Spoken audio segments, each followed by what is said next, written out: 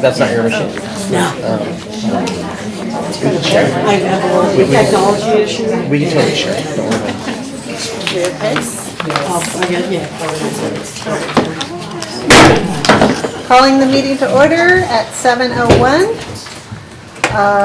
Andrea, would you like to lead us in the flag salute? Certainly. I pledge allegiance to the flag of the United States of America and to the republic for which it stands, one nation, under God, indivisible, with liberty and justice for all. Suzanne, would you please take roll? Trustee Shiakari? Here. Trustee Gould? Here. Trustee Badal? Here. Trustee Levin? Here. And Trustee Villalobos? Here. Thank you. The district digitally records the audio portion of the meetings. The recorder is located in front of the board scribe. All recordings are kept in the superintendent's office for 30 days and are available during that time period for inspection by members of the public on district equipment without charge. As a community service, Pacifica Community Television records and broadcasts meetings. The board met in closed session regarding conference with labor negotiator agency and conference with real property negotiators. No action was taken. Approval of the minutes. Okay. Is there any changes to the minutes? No? Okay, is there a motion to approve? I'll move to approve the minutes of whatever it was. Oh. I'll second. Second, all in favor? Aye. Board passes 5-0. Thank you. Thank you. There are two sections. There's a special meeting and there's So do you want separate, okay. The minutes are, since Andrea pointed it out, we have February 7th and February 15th. So why don't we go back and have, do you want it in separate motions or just to approve both? both. Okay. If unless there's questions on them. Well, then I'll move to approve the minutes of those 2 dates. February 7th and February 15th. I will second that. Okay, thank you. All in favor? Board passes 5-0. Thank you. Thank you. All items on the consent agenda will be approved with one motion, which is not debatable and which requires a unanimous vote for passage. If any member of the board, the superintendent, or the public so requests, any item shall be removed from this section and placed in the regular order of business following approval of the consent agenda. Is there anything that the board, public, would like removed? Okay. Then is there a motion to approve the consent agenda items? Motion to approve? Thank you. Second, all in favor? Board passes 5-0. Thank you. Thank you. Communications. This portion of the agenda is available to the public to address the board on any issue that is not on the agenda. The maximum time allowed for any speaker is 3 minutes. LSCA. Good evening, everybody. We have 2 speakers today, actually. So first we have Debbie Little from Sunset Ridge that wants to speak to you, and then she'll introduce our second speaker. Yeah, Mark. Good evening, Debbie Little, 5th grade teacher at Sunset Ridge. I would just like to invite all of you to our 9th annual pancake breakfast, which will be coming up on March 25th. It's an event that's very near and dear to my heart. Over the last 8 years, we've raised about $80,000, almost $80,000, and it's our school's largest fundraiser. I know, I'm nervous. I don't really like to talk in front of public, but we have a lot of things going on that day. It sounds like pancake breakfast is all about breakfast, but it's really not. We have a silent auction where we will have things like Giants tickets and Disneyland tickets to bid on. We have a brown bag raffle, which is more for the kids. And we have a big drawing where we have things like spa gift certificates, Target cards, Costco cards, that kind of thing. So I'll be sending out information to all of you tomorrow, and if you're interested in getting tickets or buying pre-meal tickets, let me know. Oh, we're also having an Apple Watch drawing this year. So anyways, please come out and join us on March 25th. And now I'd like to invite you all to listen to Mara Holtz from Valleymar. Thank you. Mara Holtz from Valleymar. I teach the 2-3 combo class there. And one of the things that I was going to talk about was what our 8th graders are actually doing, but our 2nd graders and 3rd graders love it. So they have been putting together weekly morning messages for us. They film it and then they send it to us via a link, and we get to see them Monday, Wednesday, and Friday. And they have been fabulous. They talk about the things that we're doing at the school. They also give all the students a chance to see their buddies, so they get very excited about that. And we also earn spirit points by putting together at the end of the week and unscrambling a message that they leave us. It's usually like a word. So we get mystery letters that appear, and of course they're all out of order. So you get them Monday, Wednesday, and Friday. You have to put them all together, and then if you shoot it off to the office, you get spirit points added to your spirit list as you're working on them. My kids love guessing the words on Monday. So they've got 2 letters, they know what it is. Sometimes they're right, sometimes they're right. But so we've just been having a whole lot of fun with it, and I thought I really wanted to kind of share what we get to do. They get excited about it, and if I forget, believe me, I hear about it. I forgot the morning message. So this is one of our morning messages.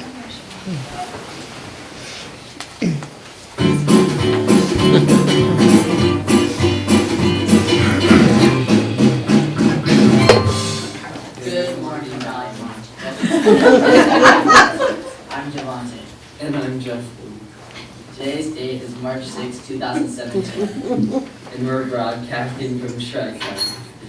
Today's National Day is National Oreo Cookie Day. Do you want to hear a joke? Sure. What do you call a donkey with one leg? I do not know. What do you call a donkey? A wonky donkey. Take sausage on a stick. Tuesday's lunch is pork rib barbecue on a roll, bean and cheese nachos, spaghetti and meatballs, and ham and cheese wrap. How many students have birthdays this week? Ethan in the 8th grade, Mia in the 8th grade.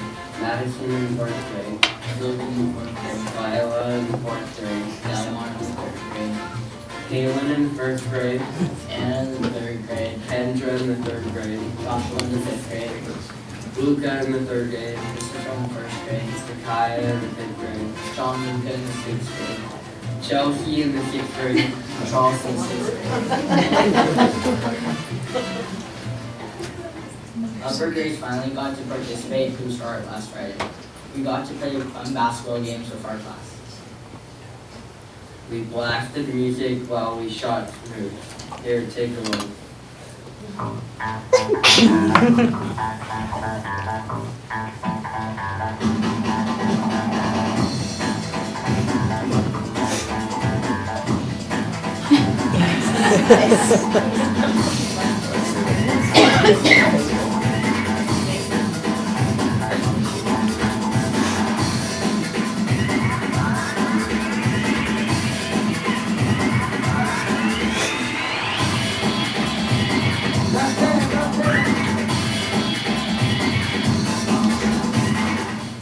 Pick up your Junior Olympics forms in the office. They are due on March 22nd.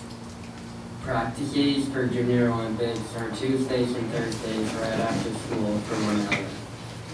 The D-Race is Saturday, March 18th, from 9 to 2. Don't forget to buy a yearbook there, $36 each. Have your parent go to yearbookforever.com. Also remember our email address is vayearbook@pacificasd.org if you want to email any grade photos for your class to us. Did you realize that we are almost 2/3 of the way through the school year? This week is the last week of the second trimester, and the report cards go out on Friday. Today's secret letters are K and E. Thank you, Ms. Snyder, students, for the letters to the day. At the end of the week, unscramble the letters to form a word. If you get it right, you get spirit points. That's all for now, Valleymar students. Thanks for watching. See you later, stallions. You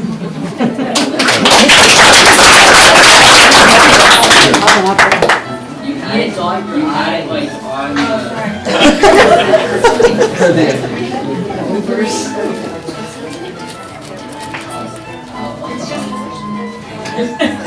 Oh my god,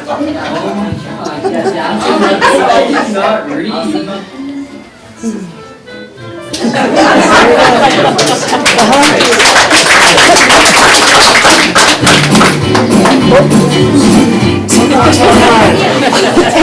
So we'll do it again. So that's pretty, and now you can see why they remind me if we've forgotten to show it. So they get to hear what's going on for breakfast, what's going on for lunch, anything new that's happening in the school. They get to see their friends. They like the bloopers at the end. That's something new that they just started doing in the last month or so.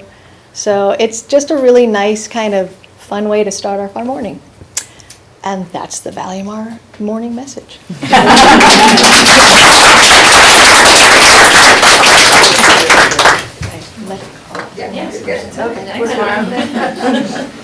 I just want to let folks know there's plenty of seating up front if you'd like to join us. CSEA?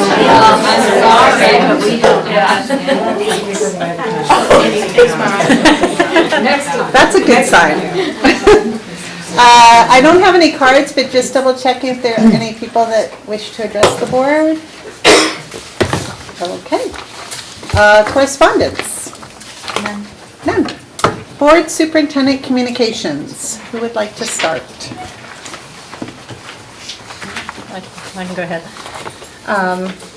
One of the things that was really enjoyable was the Boys and Girls Club had their first annual luncheon at Nick's, and I think it's something they're going to try and do every year as a fundraiser and trying to get new board members and just updating us on everything that they're doing, which is some wonderful work here in town with connected to the schools. We also had the all-district band concert with Cabrillo, Valumar, Ocean Shore, and IBL that was with the Terranova band at the Terranova High School. So it's really amazing to see all the kids and over all the years and how they progressed when they all play together. There was the Family Summit this last Saturday, which a lot of us attended, and the Sunset Ridge Spaghetti Dinner. The main thing was the Boy Scouts. We have Cub Scouts at 4 of our schools. So the Pacific Skyline District Council for the Boy Scouts of America had a dinner last Saturday night and awarded the district with the County Leadership Award 2016 from the Skyline Council. And so I was there and able to accept this, and I'm going to pass this on to Wendy to go in the district office. Thank you. Very nice. Thank you very much. Thank you. I missed last month's meeting, so I'm kind of carrying over from February. The first thing I did is I went to Valumar's Read Aloud, which I enjoyed very, very much, and I read to a group of second graders, and they just look so small to me. Takes me back a little bit. So I very much enjoyed that, and I think Sunset Ridge has something coming up too, and I'm going to volunteer for that as well. I've also spent some time at Cabrillo. I've kind of got a home project looking through some American Indian books that they're trying to weed over there. And then I went to the family summit this weekend, and I really enjoyed that. And I have some notes that were interesting. For the family summit was about drugs and alcohol, mental health. And one of the statistics that really got me was that their behavior with alcohol and marijuana or drugs can start as early as 7th grade. And then by the time they're 16, it's already pretty much, a habit or their behavior. And so I thought that was astounding, because we have middle schoolers and I think the more they know about marijuana and alcohol, before they get to high school, the better. Also, 49% of the kids in one of the surveys said that using weed was okay. So, with everything becoming legal, so there's going to be more challenges and educating the kids on that. And that,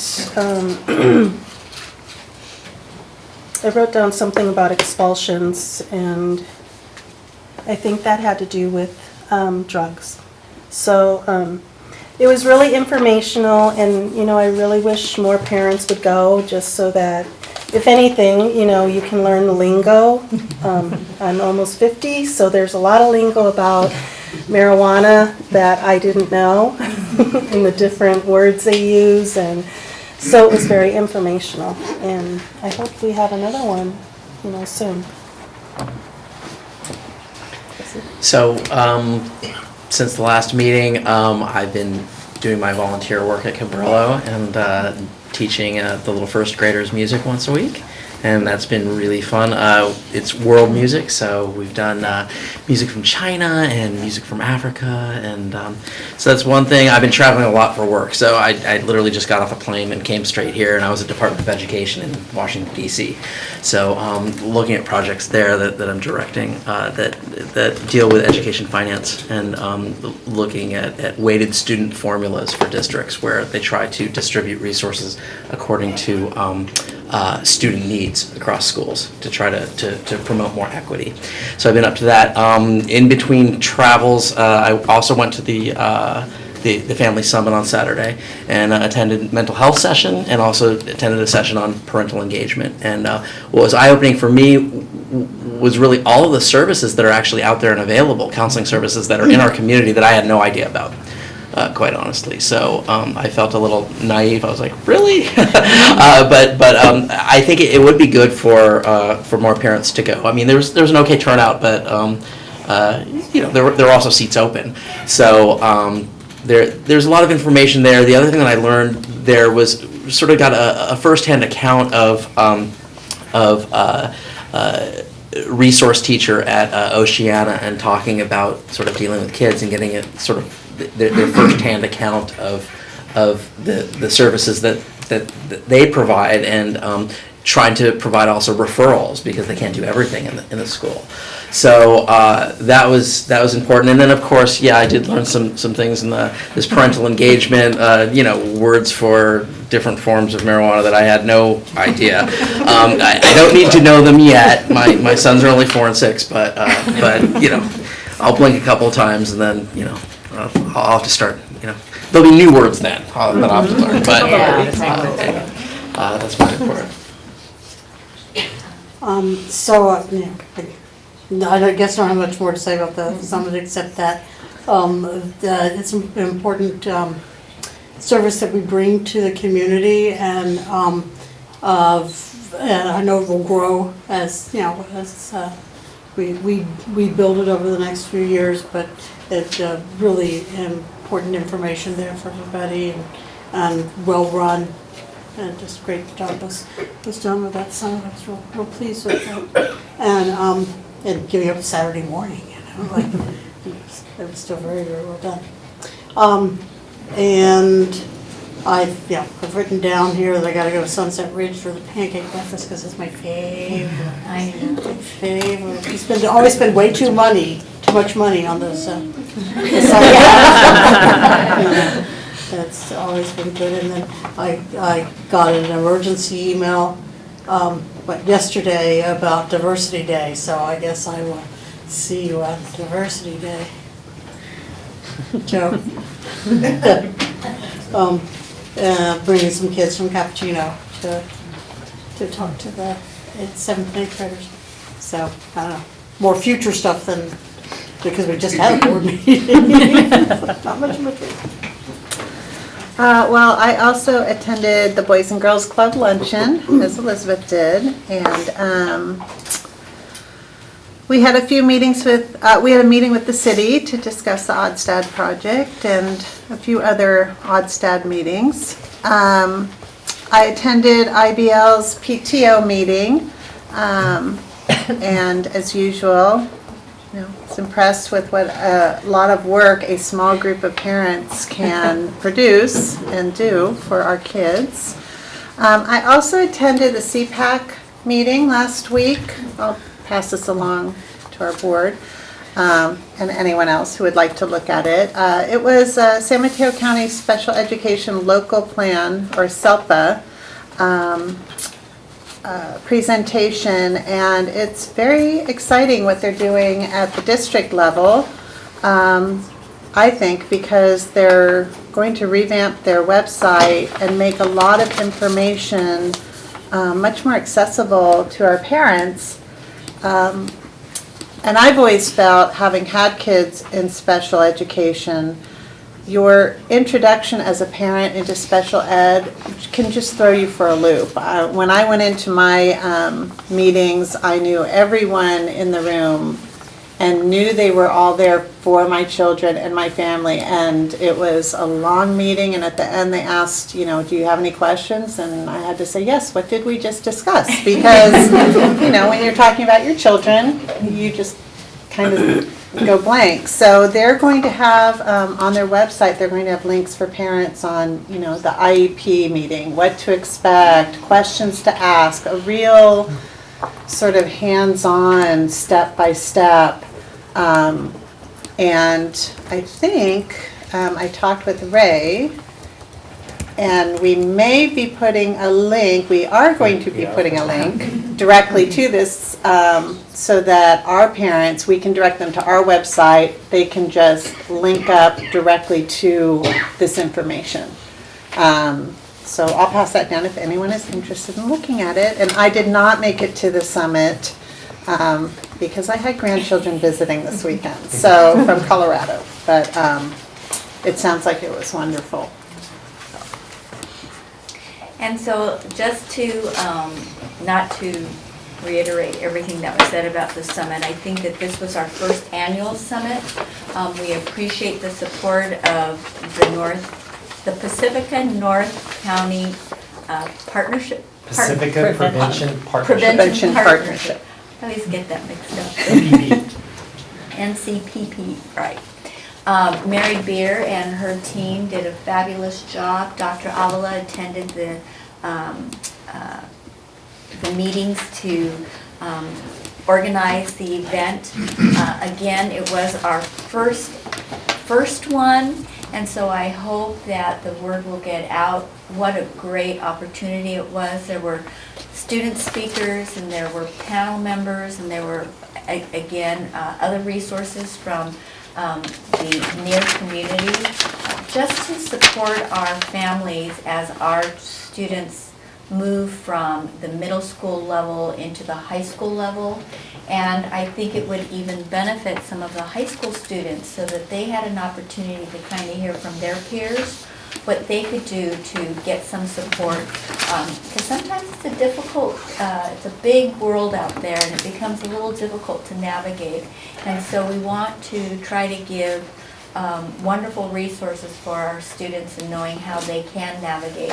Suzanne Campos spoke, was our guest speaker and presenter at the beginning of the event, which really kicked it off well. And so again, look for it.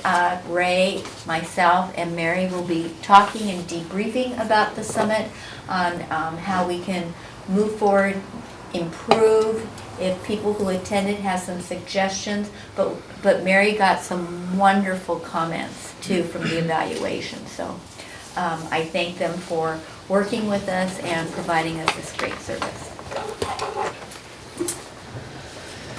Okay, we have presentations. Pacifica Education Foundation presentation. Wendy?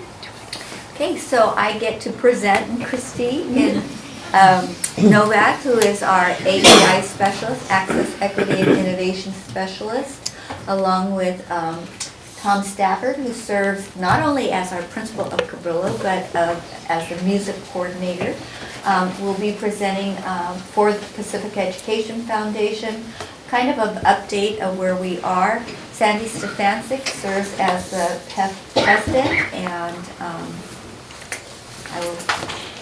Great, thank you so much, Wendy. We just want to give you a little update and overview of Pacifica Education Foundation.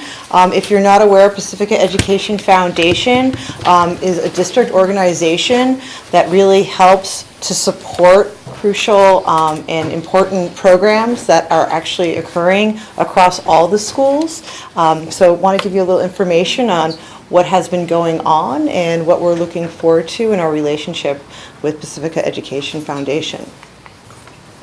So just to give you a little insight, the goals of Pacifica Education Foundation is to really help raise funds to fill those gaps and needs that we find within our district. As you know, as public education, money is always on the table and crucial, especially in these days and age. So we work together jointly as a partnership to discover where we can best support areas of need.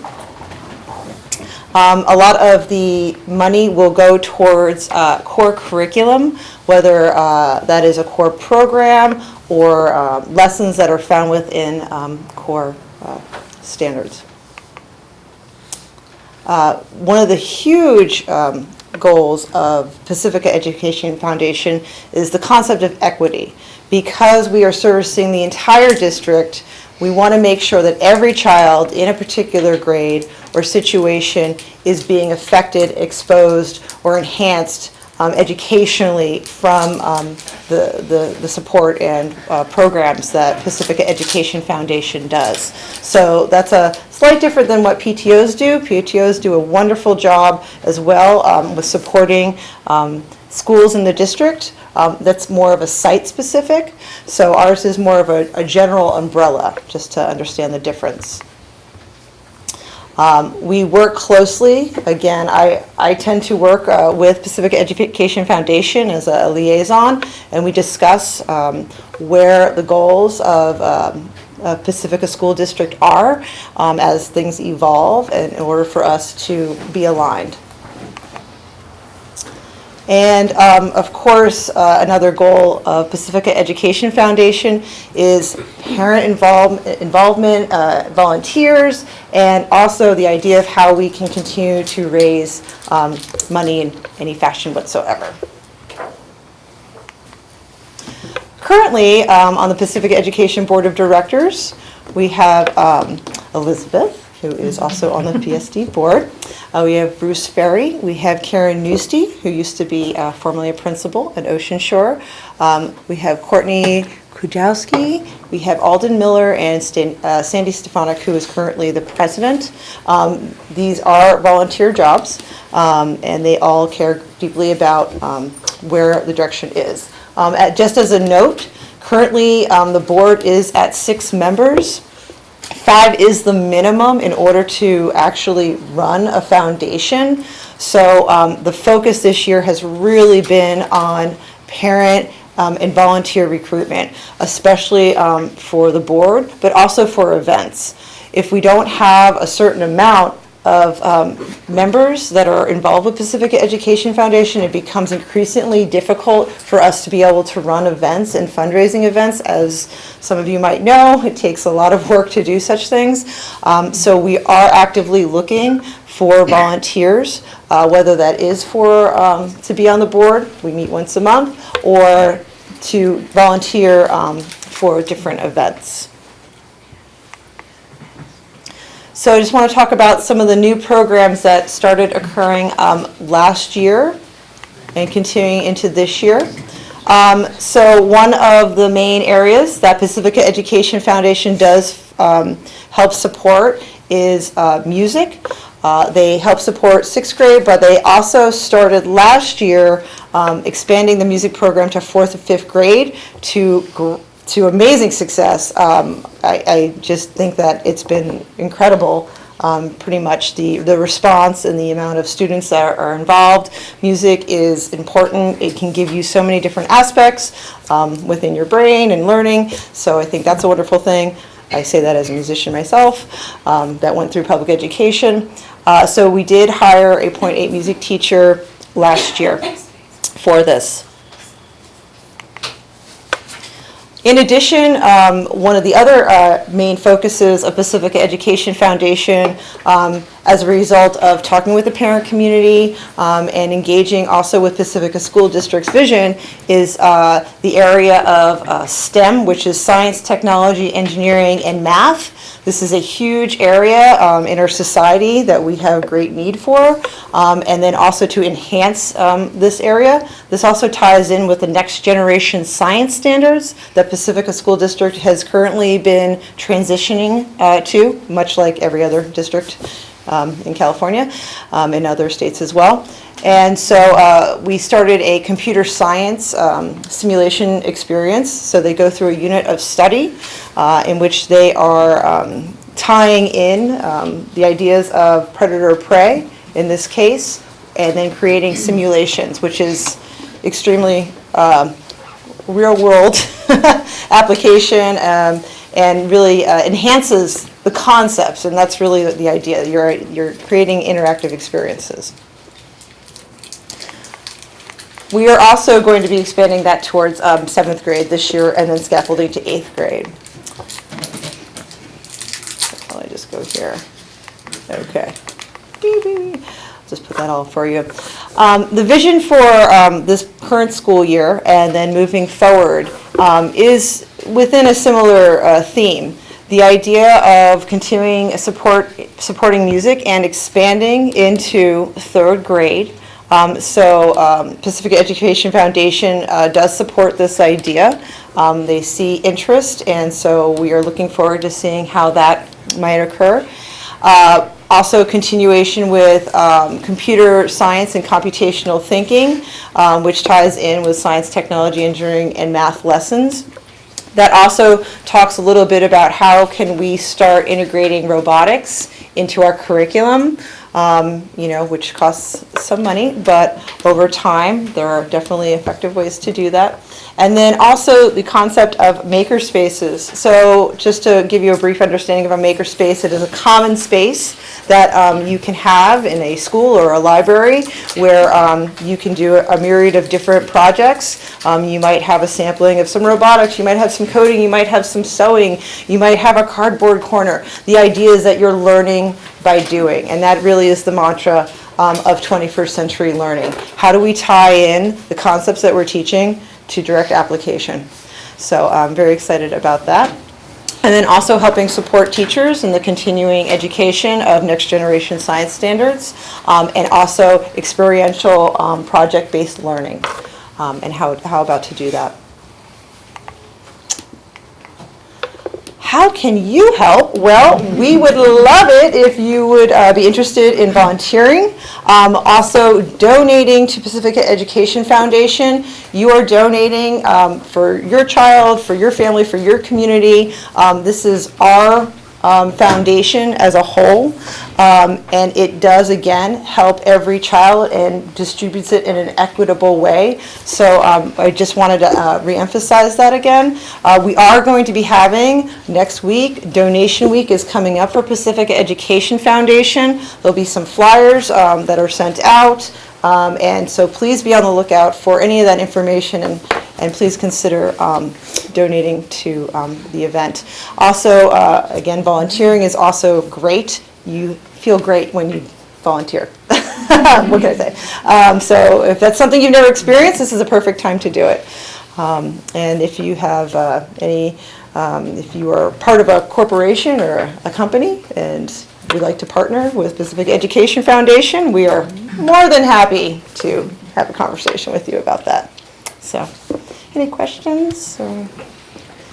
So do you have a formal vacancy announcement for board members, or just a list of the roles and responsibilities, what somebody can expect? We can look on the website, and I can definitely get that information to you. The way that they have it set up, we have a president currently, which might be evolving, and then we have just standard board members. We do have a treasurer currently, so, but I can get that information to you as far as. I think it's the just specific- easier to, you know. Absolutely. business with. Yeah. And then just one other comment, you know, the STEM focus that you have there really dovetails very nicely with your equity. And in particular, I think it's International Women's Day. Yes. So let's think about, you know, women are really underrepresented in the sciences and engineering, right? Absolutely. So with respect to gender equity, Yes. this talks to that. And that is one of the goals, and that is why when we are talking about equity, we are talking about gender, we're talking about different populations, we're talking about everything in order to really make our society better. Thank you. Yeah. Okay. Yeah. All right, thank you. Just hear from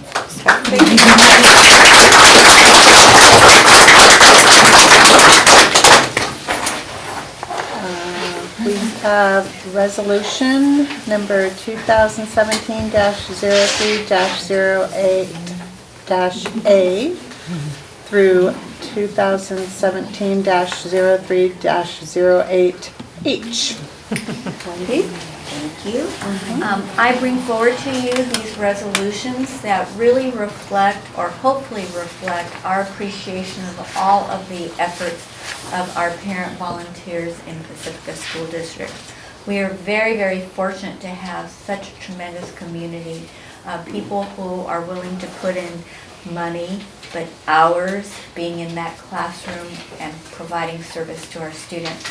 And so I'd like to just read a resolution that is addressed to each of our schools, and then I will ask our principals to perhaps introduce those members of their parent volunteers who are here in the audience tonight, so that we can give them our thanks. So, resolved by the Board of Trustees of the Pacifica School District, County of San Mateo, State of California, that whereas the school parent groups have been a treasured, supportive, and invaluable volunteer base for our schools, always recognizing that it is all about the children.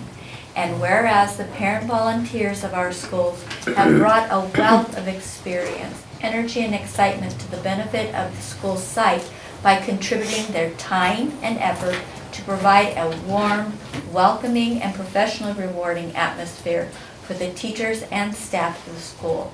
And whereas the parents have given liberally of their volunteer time and effort, always putting in a good deal of their own personality into every volunteer effort.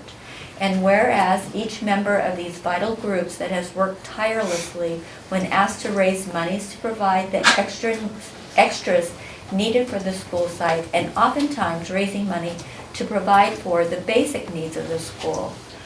And whereas the parent groups of the schools have exhibited incredible and tireless effort in working together with other parents at the site and other parent groups district-wide in their work to pass the parcel tax. And whereas the school parent-teacher organizations, including the Diversity Leadership Group, the garden coordinators, the representatives to all our district committees, including the Parent Council, CPAC, and the Green Team, as well as individuals and groups who oversee and help to manage all of the classroom's special activities and enrichment, have worked together, recognizing their common goal of experiential learning and a well-rounded education in their capacity as volunteers and parents. And now, therefore, be it resolved that the Board of Trustees of the Pacifica School District recognizes the school parent volunteer groups for their many contributions to the students and families of the district. And further, be it resolved that the board hereby extends its heartfelt appreciation to the parent volunteers on behalf of the community, staff, and most importantly, the students of the district. So we thank you all, and would you like me to ask our principal?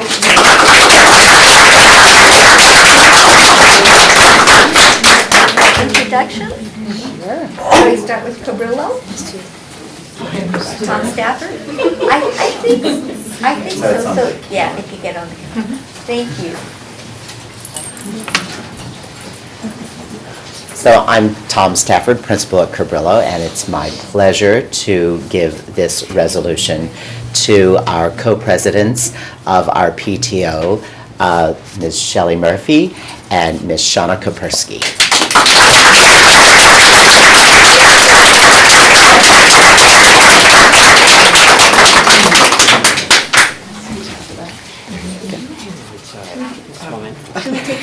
There you go. Thank you. Ingrid B. Lacey. Mr. Dan Little, principal.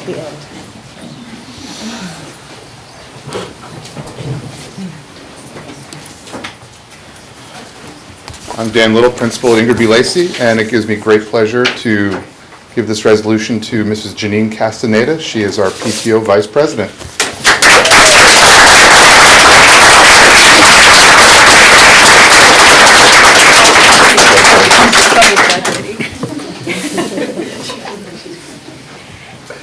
Lindemar Education Center, Jennifer Gray, director. Hi, my name is Jennifer Gray, and I'm very excited to give this resolution to our Lindemar Educational Center Parent Liaison, Lynette Lazar.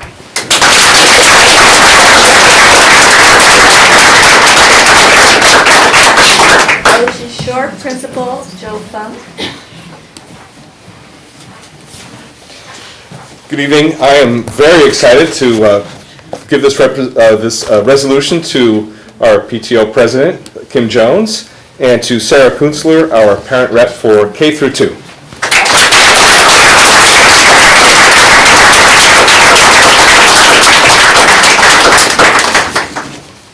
Thank you. Thank you so much.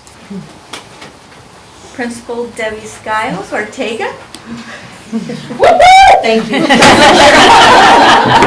It's not Elma Flynn. I didn't invite those guys. I first want to thank the board for thanking all of our parent groups, because without them, we really can't do all that we do in our schools. I'd like to give this resolution to our board members that are here: Janelle Jones, president; Judy Bachman, vice president; Tala Wood Stevens, 3-5 rep; and Tanisha Kavanaugh, the volunteer coordinator. But I guess,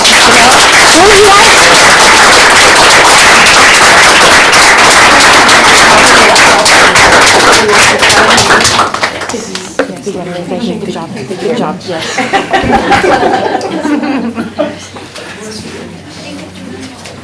Principal Ellie Cundiff, Sunset Ridge.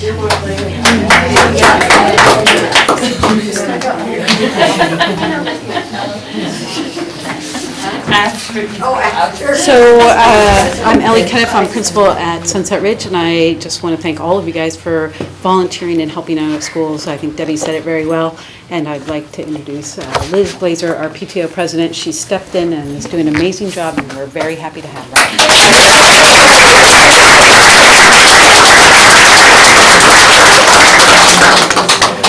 And Valamar School Principal Monica LeBay.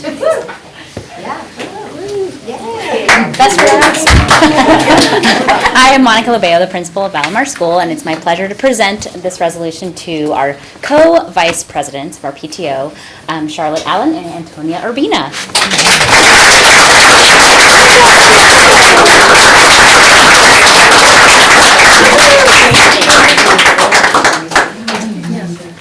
Nice work.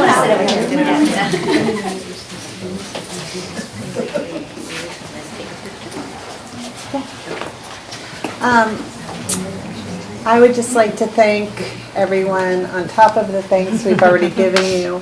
Many of us, I think, have served on boards and know the endless meetings and the endless oops, running to the store at the last minute and getting there early and the time you take away from your families and everything else that you do. I know I started for my children, as probably many of you did, but what you don't realize at the time is the hours you're giving not only benefit your children, but benefit all children, and then it just spreads out. It benefits our whole community. So thank you so much. I wish we could give something more substantial, but you have our undying gratitude and our love and our thanks.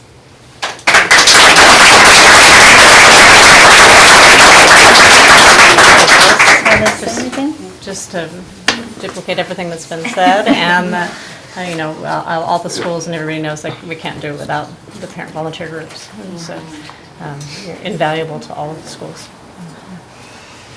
I'd just like to thank all the parent volunteers. I know that you're probably putting in like 5 to 15 hours a week.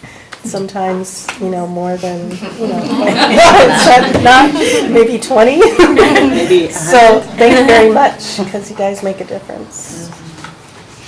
Yeah, I just want to reiterate that. I mean, there's so much that PTOs bring that unfortunately we can't fund, and you know, just a significant part of the programs at each school really come in because of, you know, blood, sweat, and tears on the part of parents. So thank you so much. So, you know, the schools run because of all of us here, and you know, we volunteer our time, you volunteer your time, and we have a very strong school district because our community cares. We all care, and we want to have something nice for our children here, and so we do this, don't we? So we appreciate every single moment that you're here on those schools, at those meetings, raising money. It's, you know, it just shows that Pacifica, we make it a great place to live. Thanks.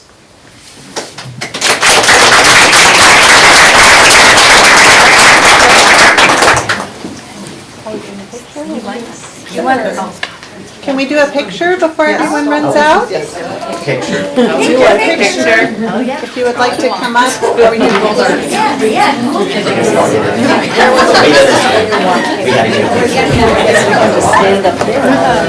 There's the table. It's not a picture. Are you gonna wear your size on a shirt?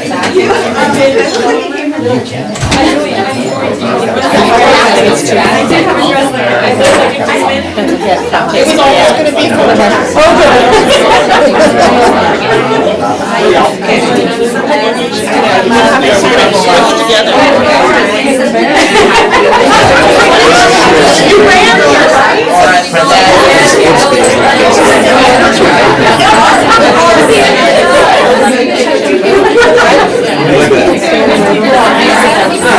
The garden gnomes in the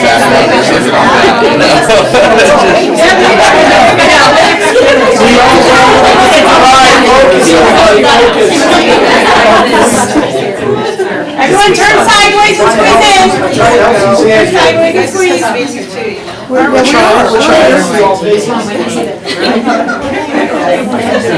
All right, here we go. 1, 2, 3. Yay us. Yay us.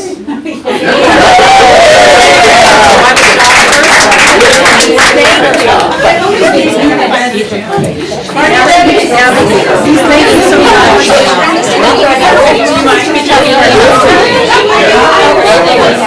Oh, yeah. Are they,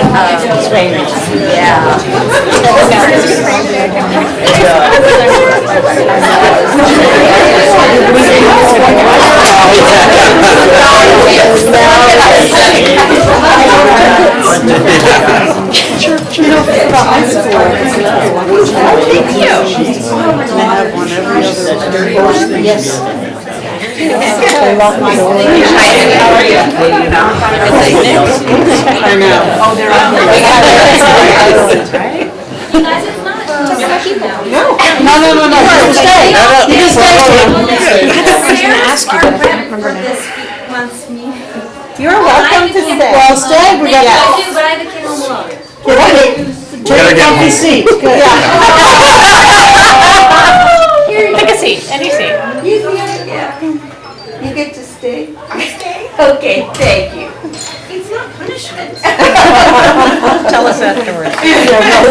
Let us know what you think after. Yeah. Yeah, let's see if she thinks it's fun. Okay, we are on to district goals. Excuse me, what? Yes, This is an action item. it is an action item. Now that they're all off celebrating, is there a motion to approve the resolutions? I'll move to approve all of those resolutions. Thank you. I will second all of them. Thank you. All in favor? Board passes 5-0, so we didn't need to include the text since we just did resolution. It's close, we almost forgot that. Okay. Suzanne would not have let us out. Okay, thank you. We are on to district goals. The district values the goals provided in our Local Control Accountability Plan, or LCAP, and Strategic Plan. All of our district board agenda items are tied to these goals. One or more goals are listed in the description of each board agenda item. The details for each of these district goals can be accessed on our Agenda Online public page or by visiting the district website www.pacificasd.org under District Information, Board of Trustees. Projected enrollment and staffing 2017-2018, LCAP Goal 1, operations. Ray? Okay, so for 17-18, we are seeing a trend of decrease in projected enrollment. This will then make a decrease in 3 teaching positions as we go into the 17-18 school year. Our special ed and certificated support staffing will remain the same.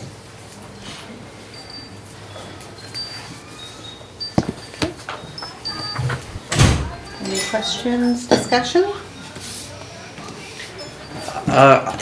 Thanks for putting this together. It was really, really helpful, especially I was playing around just looking at the numbers on the cohort and trying to see if I could see any patterns in the numbers. You know, I did definitely find in 2014-15 that a significant share of the declines in enrollment in that year were made up, really localized in the 2nd, 3rd, and 4th grades. I don't know if you guys noticed that. And then, of course, I wanted to look at 16-17, where there was another sort of precipitous drop. We lost 101 students. And I couldn't find the same pattern there, so it was sort of scattered, but I think it would be good to keep looking at this to see if maybe it can lend to some strategies, at least, you know, figuring out which grades we're losing from, we tend to be losing from, and then what can we do to stem any hemorrhaging that's happening. So, but thanks for putting this together. I mean, it was very, very helpful. I wish it could have been better news, but it's the trend.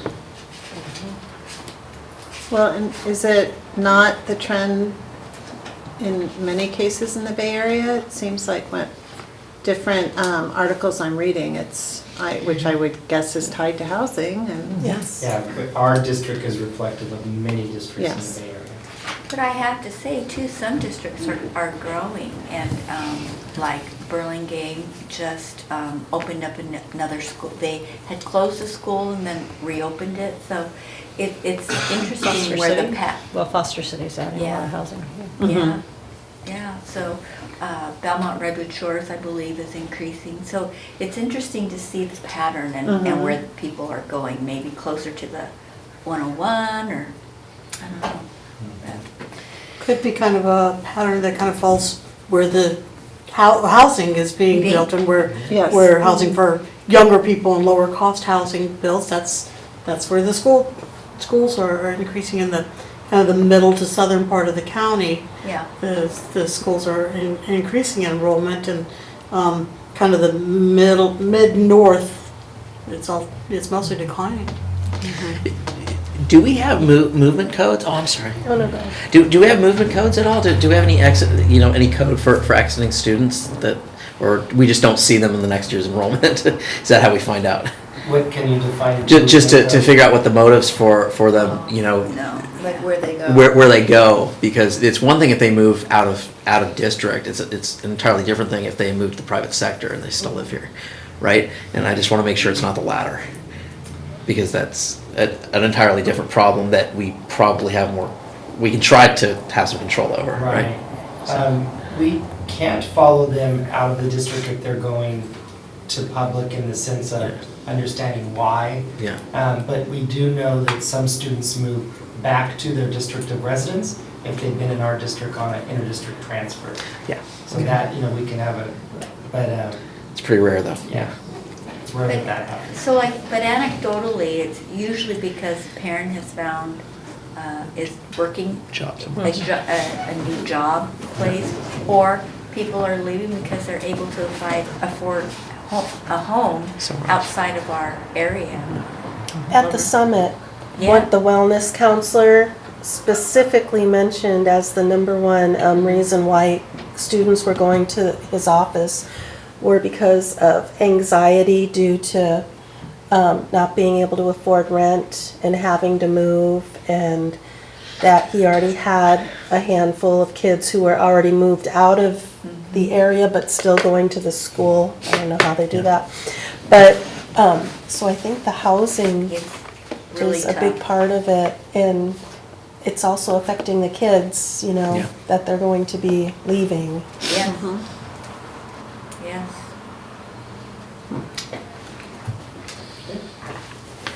Okay, thank you. Okay, resolution number 2017-03-08-I for release of temporary certificated employees operations, right? So this resolution we do annually, and the purpose of a release of temporary teachers would be if the teacher is part-time, if the teacher is not fully credentialed, or if the temporary teacher is on assignment for a permanent teacher who is on a leave of absence and returning.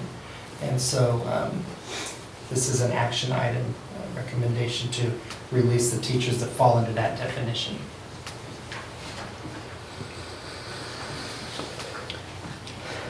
Well, this is always a resolution that nobody likes to make, correct? Discussion? Okay, this is an action item, so is there a motion to approve? Thank you. A second? Thank you. All in favor? Board passes 5-0. Thank you. Thank you. Resolution number 2017-03-08-J, classified management layoffs as a result of lack of work and/or lack of funds, operations. Ray? So this resolution is for classified management positions. There are two due to lack of work, and so there is a recommendation to lay off the classified management position of occupational therapist, program director, and LMEC director 2. Thank you. Discussion? Okay, this is also an action item. Is there a motion to approve? A motion to approve. Thank you. Second? All in favor? Board passes 5-0. Thank you. Okay, 6th grade lottery update, LCAP Goal 3 operations. Ray? Okay, so the 6th grade lottery occurred again this year. We had 37 transfer requests that were received for the lottery process, 17-18. All requests were honored with the exception of 11. There are currently 11 students on a wait list for 6th grade for Cabrillo School. Well, I happened to attend this because I thought I actually was going to attend another meeting, but it was a pretty amazing feat, and I'd like to thank Ray and his staff who worked it, because it was quite a juggling act of moving like a herd of students from back and forth, so thank you. And we did have, I think, 2 parents or 2 caregivers attend, so. Any discussion? Okay. Kindergarten lottery review, LCAP Goal 3, operations, Ray. So the kindergarten lottery was held recently, in the latter part of February. We had 301 kindergarten applicants for the lottery for this year. Now this is down 28 from last year. We also had 56 transitional kindergarten applicants, and that was up 20 from last year. 2 sites were involved in the lottery. That was Cabrillo and Ocean Shore, and this is due to having more first choice requests than there are seats available at those sites for kindergarten. I'm very happy to say that as of now, 92% of the applicants for the kindergarten lottery process were able to get their first choice school. Wow. And as we continue to shift kids off wait lists, that percentage will increase by the time we get to the 17-18 school year. That's a good percentage. Any discussion? I attended that, and that was amazing. There were PTO presidents with goodie bags for the new parents when they got there. Oh, That's nice. wow. Yeah, so and it was a little stressful for some of the parents as they waited down the lottery. I know. Pretty amazing. Yes, I've gone in the past when there were tears and anger and, yeah. Any discussion? No? Okay, thank you. Thank you. LCAP budget update, governance operations. Well, Okay. Let me pull that. do you want the clicker or do you want me? Will, can I make a suggestion? Yeah. I'm trying to follow, and this computer's not the best computer. Can you check autopilot? Autopilot, that way I can follow. Autopilot, okay. I think you had to check On the agenda online. I think you had to check it. Oh, and then it Yeah, I moves. did. You did? Moves Yeah, for you. but he needs to. Oh, he needs to? I thought so. If you up there, click autopilot also. You have to accept it. So yours is clicked. Give him control. I think so. Do you see where it is? No, it's right there. I don't want to make control. Can I Oh, go back? they to my- have this. Is that going to work well for the PowerPoint? That's not going to work for the PowerPoint. No. It's not? No. Not for That's right. Is that okay up there? Yeah. I got a copy here as well. You can tell me to slow down or go quick. All right, so this is a summary of the local control accountability plan and budget summary. It's for 16, 17, and 17, 18 impact.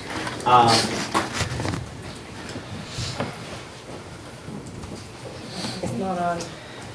Oh, don't turn off. All right, gotta turn off the videos. Okay. All right, the outcomes here are the outcomes we have. This will provide direction for the Pacifica School District for 17-18 LCAP. We'll have understand the 2017-18 proposed budget and the direction for the 2017-18 proposed budget. So it all starts with the LCFF, or the Local Control Funding Formula Evaluation Rubric. So this is statewide rubrics, and there are 10 indicators. 6 of them are state indicators, and 4 of them are local indicators. There are 2 state indicators that do not necessarily pertain to us, that being priority 5, the graduation rate, and priority 7 and 8, career and college ready, because we're a K-8 school. The state indicators that do play in are academic and English learners progress, which is under priority 4, chronic absentees, which is priority 5. Chronic absentees, as far as we don't have data on, and when I get to the California dashboard, it'll show you that. There's no data that's loaded on that yet until the fall of 2018, so we won't have data for that at this point. A suspension rate is priority 6. The state indicators, they need to be valid and reliable. It's them being valid and reliable, comparable, and they're state level data. So that again, this is statewide, and have the ability to disaggregate between student groups. Progress on these indicators are reported through the California dashboard. I don't know if you've heard of the California dashboard, but it's going to go live in March. They've had a preview for it the last month or so, and this is this is what the page looks like. Now this is for all Pacifica County School District, the Pacifica School District, and on this is the status and change report. There will also be pages for specific schools. So you'll be able to, you could put in a Pacific school and it would give you the same kind of chart here. But that's going live, we're hoping March 15th, possibly. And it is a way of, it's our accountability rubric for how we're doing progress. The California dashboard actually deals with the state indicators. The local indicators are, which are the other indicators, you're either meeting standard. In order to meet standard on these local indicators, it's not about the results. It's about the level of progress nor the level of progress on the tools. It's about meeting standards in engagement, process, analysis, continuous improvement, transparent reporting, and to incorporate results into the plan. So the expectation to place those in the plan. Here's an example. Under priority 1, which is basic conditions, which is under our goal 1, our LCAP goal 1. Within the standard and the evidence within this priority, there is an elements of frequency, there's elements of indicator content, and accountability, and tools. So for instance, in this one, the frequency is annual, so the LEA will annually measure the progress in meeting the Williams settlement requirement. The indicator content is the Williams settlement requirement, and the accountability piece is that it's going to be reported to the board and to the stakeholders and the public. So it's the idea that it's going to be reported is how we show that we've met this local indicator. And then the tool is that it's used locally available information, and it's the school accountability report card is the tool that we'll be using. The goals remain the same. We have 3 goals in the LCAP.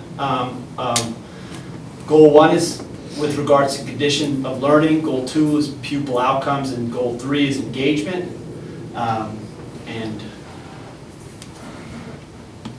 yeah, goal 1 is within goal 1 we're in the local indicators, right? And this is how how we align to the matrix align and how and what actions come from those matrix alignments. So in goal 1, the SARC is the indicator, and it's condition of learning, priority 1, basic services, and teachers.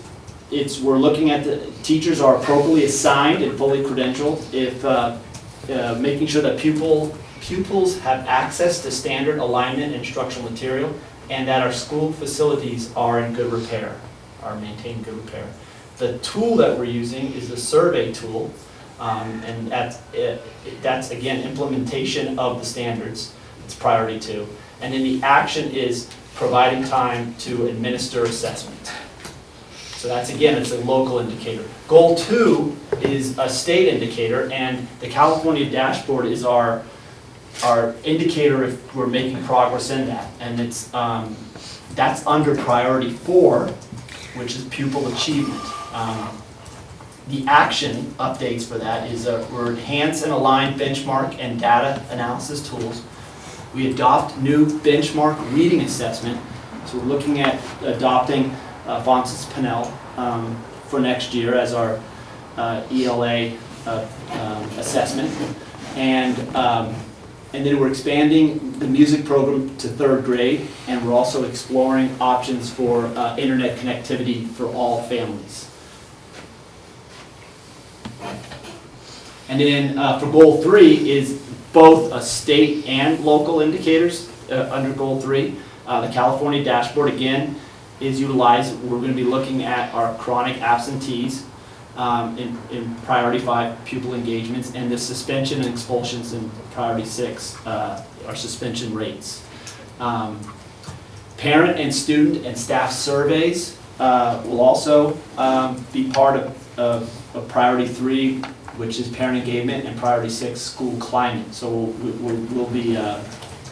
we'll be giving parent surveys out annually, student and staff surveys out. Well, we'll be probably doing those annually, but at least every other year. The actions that we'll take, our action updates, is that we're going to expand the Spanish FLES program at Sunset Ridge to grades 4 and 5. We're researching a survey of annual updates to disaggregate data and inclusive of additional grade levels. And then a summer math program for rising grades 6 through 8, Elevate. We're going to be using Elevate to summer programs starting this summer. For our 5th graders going into 6th graders going into 7th, 7th graders going into 8th. There'll be a summer program for that. And then we are going to focus on subgroups that may not be a significant subgroup as indicated on the California dashboard. We are still going to have subgroups that we're going to monitor really closely that may not have data on the dashboard to show progress. So we're going to make sure that we still have that focus. And then we're going to also create a Pacifica School District addendum for those other subgroups of interests. So even if it's not shown on the California dashboard or we don't have data on it, it doesn't mean that we're not going to monitor it and going to be closely following those groups. And the budget, I'm going to hand it over to Josie. Thank you. So we did review the budget in detail during our board work study session at the last meeting. So we just kind of did a summarized version for tonight, and then later on in the agenda you have the full second interim report with all the details. So the second interim is again aligned with the budget. We show a positive certification, and it does reflect the actual expenditures through January 31st, and then we're projecting out through the end of the year. We're also reflecting the multi-year for 17-18 and a 2-year cash flow. And the one thing that I want to point out to you is with this new state deferrals, we are looking at, once again, taking out a loan, which is called a TRAN, Tax and Revenue Anticipation Note. And so that would require us to bring a resolution before the board in the next board meeting authorizing us to do that. And then staff would act at the time if needed during the school year. And you can see the 2-year cash flow. It's attached to the second interim report, and you'll see there's several months where we're negative because the property taxes are only coming in December and the May timeframe, and now if the state starts deferring payments to us, it's going to create more cash flow problems for us. So we're just looking ahead and being prepared. Just a review of the overview of the governor's January proposal. There is a small COLA, 1.48%. We talked about how we're going to be 96% funded with the LCFF funds, which means the state is going to start putting less money into education and more money into the rest of the state budget. And again, the COLA is not covering the increases in costs. For many school districts, it's an average of 4% increase in costs with a 1.48% COLA. There is one-time discretionary funds in the January proposal, which is about $145,000. Last year we got over $660,000, so a lot less. As Ray talked about, we are in declining enrollment. We need to keep watching that because that is going to affect our multi-year. The increases in STRS and PERS are reflected in our second interim the increases that we know at this time. We talked to you last time about how the STRS board has gone back to look at their interest earnings, and if they take that action in the May revision or even in the final state budget, we could face larger STRS contributions, or even for the multi-year. We have salary step and column in our budget, which right now is only partially offset by retirements. I think we had 3 retirements confirmed at the time. So that could change when we go to our adopted budget. And we did budget a reduced staffing of 2 FTE to account for the reduction in enrollment.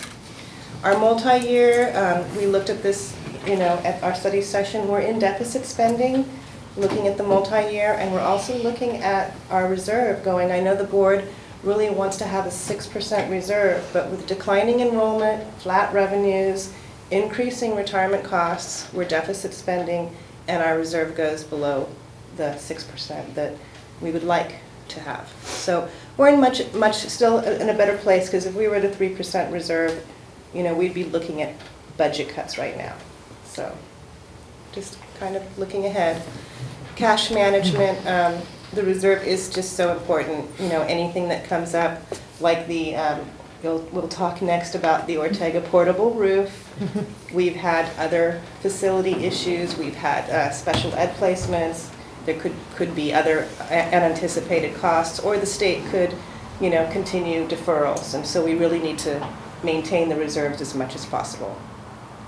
So looking at 17-18, these are the things we've talked about. For deferred maintenance, the board has continued to contribute $240,000 out of the general fund. And here's our project list. We've been working very hard on getting bid estimates and trying to prioritize what can we really do this summer, what's reasonable, given the limited amount of funding. And so by the time we have the May revise, we'll have a project schedule for you with firm amounts and a better timeline. But we're not going to be able to complete all of these projects this summer. It'll be part of the facilities master plan moving forward. One-time funds, for what we're projecting right now, the $145,000 will go towards our instructional materials and professional development. And then just continuing to plan for the funds that we have for parcel tax. We are currently looking at outdoor ed education stipends, the lead library media technician, and the summer math program. And then we'll continue our professional development and instructional materials with some other funds, some other federal funds that we have. So the next steps is we're going to have a board work study on May 24th, and we'll have the governor's May revision by that time. So we'll have see if the numbers have changed, and we'll be able to update our multi-year a little bit more. We would like to talk to the board about scheduling a work study to talk about the school facility needs, also combined with our ODSTAD project. We're getting close to talking more about the financing, and we want to have a study session to talk about the COP and what that entails. And so that's one of the things that we would like to hopefully schedule soon, is a study session. Well, that's it. Questions or comments, directions from the board? I think the only comment that I have is the staffing reduction that you have here anticipates 2 FTEs, whereas the story that Ray presented was 3. So this is a little, could be rosier than, right? Yeah, when we come back in May, maybe we can put 3, but realistically, I think if we don't know until August, like the actual enrollment and actual staffing, you better budget more conservatively rather than adding, like subtracting another teacher. Yeah, okay. Well, because when will we really know if we are going to have 3 is when the kids are in their seats, right, or close to it? Sure, okay.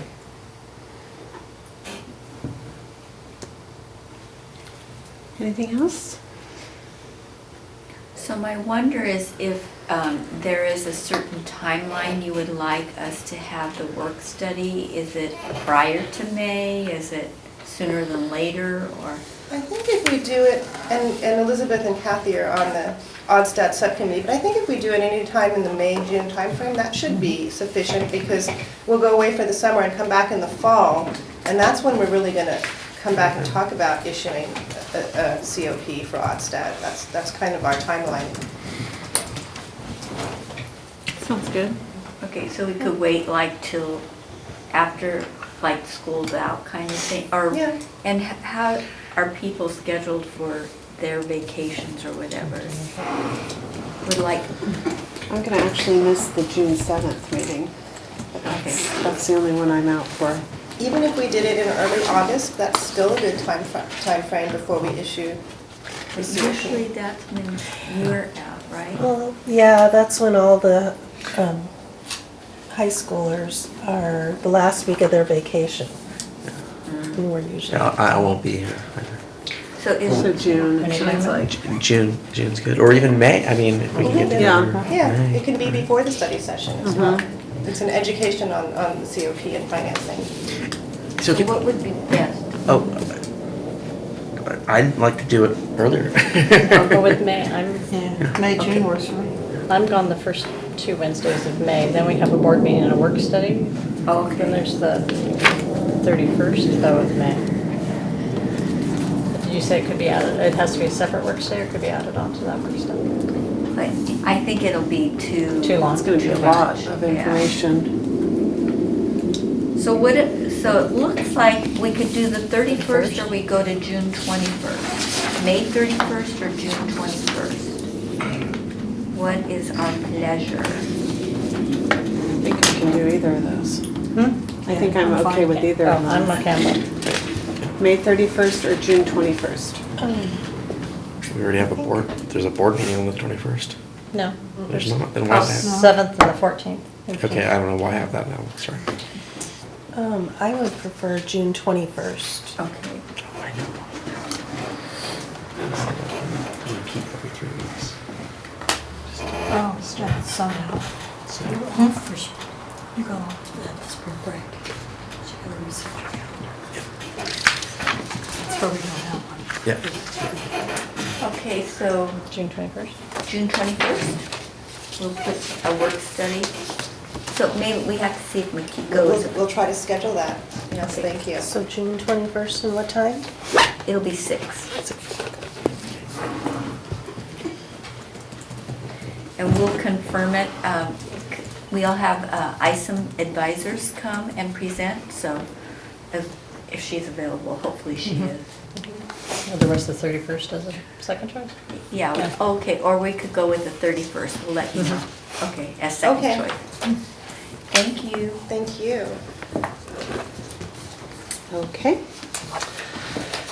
Approval of Resolution 2017-03-08-K declaring emergency and authorizing reconstruction of school facilities operations. Josie?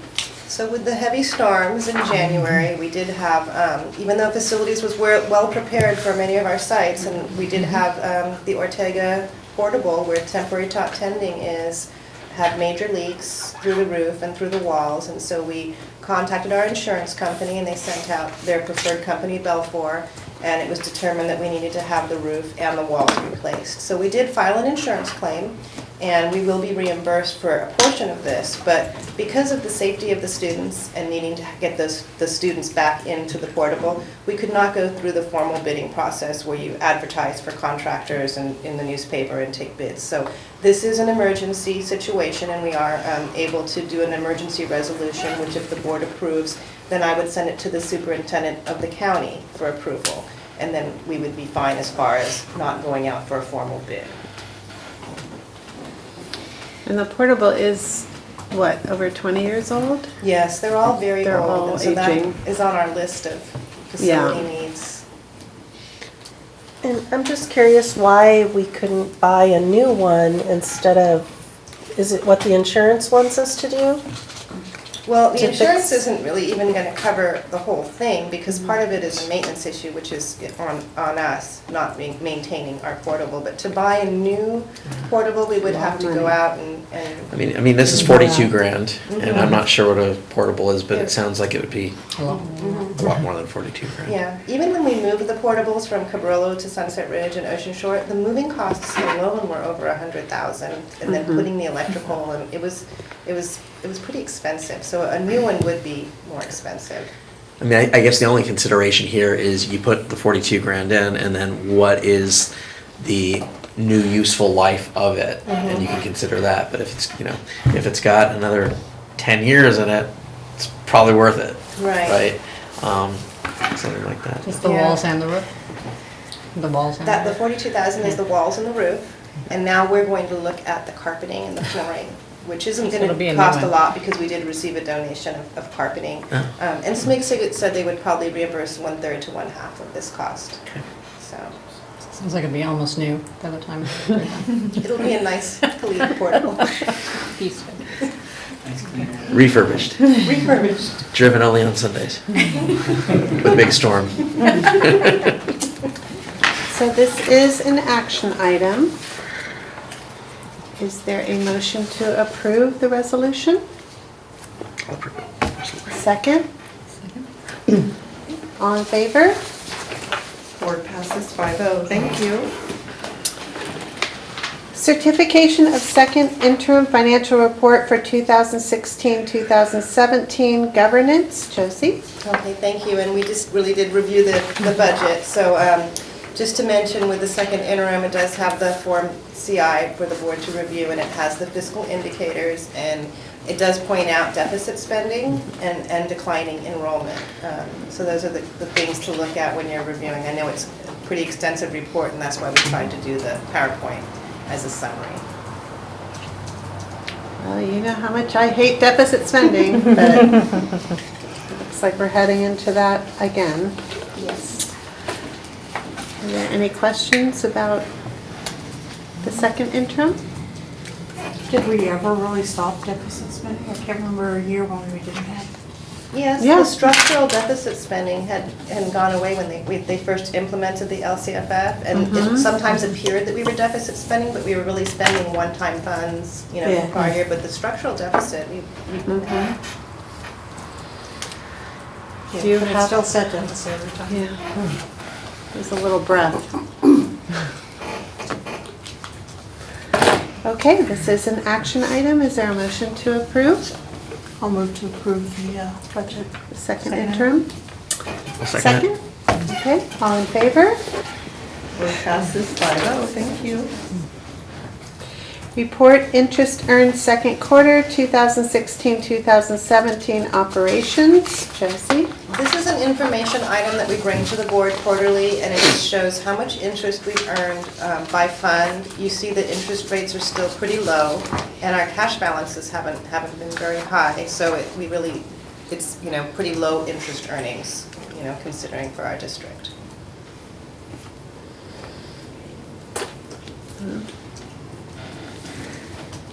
Better than nothing.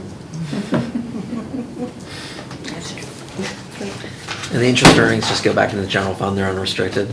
It goes into each fund. Oh, that you see there. back into each. Into each Okay, fund, each one unrestricted.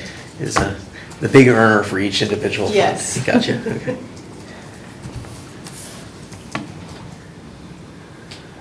Any other discussion? Okay.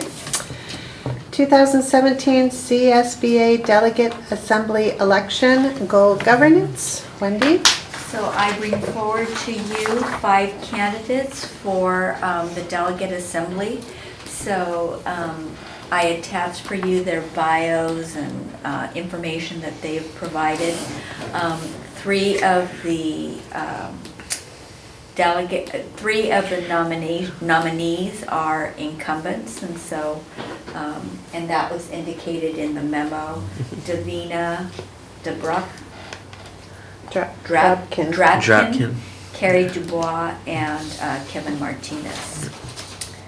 So you get to vote for 3. So maybe we should have a discussion, and then if people want to make a recommendation of all 3 or one at a time, however you choose to do it. Well, I know Kalima had reached out to us about Clayton Koo with Jefferson Elementary and Davina Drapkin with Burlingame. And I know that Davina also had reached out. I don't know if she did to everyone, yes. Out of all of them, it's the only one I heard from. Other than Clayton, who actually I know. And I do think the two of them would be good representatives at the assembly. I was a little surprised that no other delegates reached out. I don't know if they just are used to people not voting or what, but I was a little Carrie DuBois is surprised. one of them also. Yeah, so I know her, so. Well, did you also notice that Clayton did not include a resume? So I didn't have as much information on him when I went through all of it. And then so it's a little tough because when you go through Davina's or Claire Dubois, Right. very, not only their resumes, but also their quals, they go on and on about their community service, and there's quite a bit there. So it's tough to choose between an incumbent and then a newbie, and you just don't have as much information about But the we do have newbies, three. right? We can elect Yeah, three, yeah, I so know. that's good. But, Well, Carrie DuBois has been, we know her from She's been very San Mateo active. CSBA. Yeah. Right. And just a leadership role. I think she's chair for the next CSBA. Yeah. conference. I think so Yeah. too. Yeah, I know because Carrie she's- and Clayton, so I would vouch for And them. then Kevin is also on the San Mateo CSBA. He's San Bruno Park, and we've known him for years. I hate to say it, but the incumbents all kind of swayed me. But I think it might have been just the massive information and the massive qualifications behind them. Maybe I was a little wooed by them. And if I only known more about both coups, they're not related, right? I don't think so, no. I Okay. haven't heard anything about Amy. So I hear four kind of on the table about the incumbents are Davina, Carrie, and Kevin, and then there's Clayton. So, Clayton's very dedicated from what I've seen. Yeah. So how do we do this? Just a voting show of hands, or? we could maybe go one at a time and then see if we could reach consensus, and then you can do a slate. Okay. How does that sound? So, for Davina, is everybody pretty supportive of Davina? Okay. Carrie Dubois. So Carrie's in. Amy Koo. Clayton Koo. Kevin Martinez. So, what about Davina? It looks. I was for Davina. Do you know? Okay, Davina's one for sure. Is there anybody else that feels comfortable with Davina? So Then the other three. Then She's the first. Yeah. She's the I first. know, but I don't know if I've met her. So maybe with Carrie, Clayton, and Kevin? No. What did I say? Yeah. Oh, yeah, Kevin. Kevin had. Clayton and Kevin were the three that had the most. Who has the most? Carrie was first. Clayton and Clayton. Davina.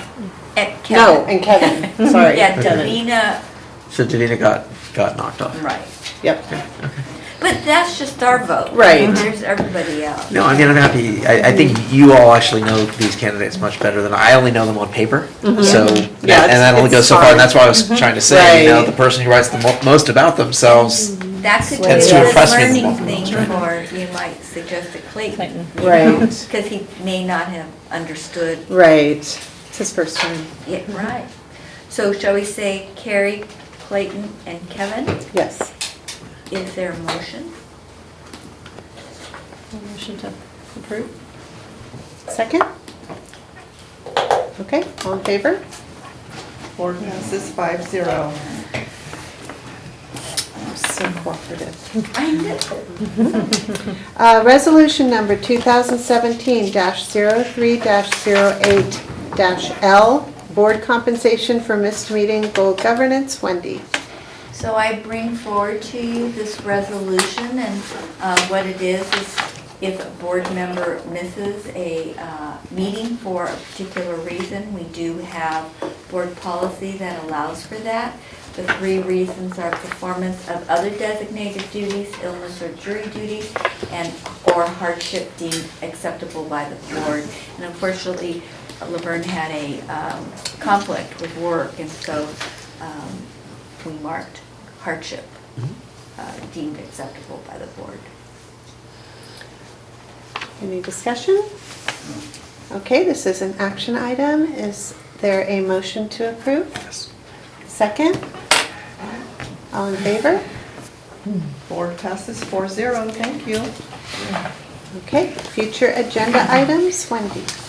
Okay, I can't think of any items to add. So next meeting, it'll be on the 29th? Is it 29th? Yes, that's what it Okay. says. Nothing for you either. Okay. Dr. Avila will be bringing an update regarding the resolution that was passed by the board on principles in support of undocumented students and families, just some of the things that we have been doing to support the guiding principles. We will also do a presentation around the California School Dashboard, which is going to be the rubric that the state is using on multiple measures that Will Lucy presented this evening. And then we will be bringing forward to you the resolution for the TRAN, which will allow us to borrow some funds if we need to, if we run short of cash when between the state giving their allotment. Okay, I can't think of anything else, but if something comes up, I will work with Kathy in adding that. And then we do have the work study, May 24th. Right. And we'll add June 21st possibly for another work study. Yeah. Anything else? Okay. Then we are adjourned at, the glare is on there, 8:37? Yeah. Thank you. Thank you. So should I give this back to you for Pat? Yeah. Okay.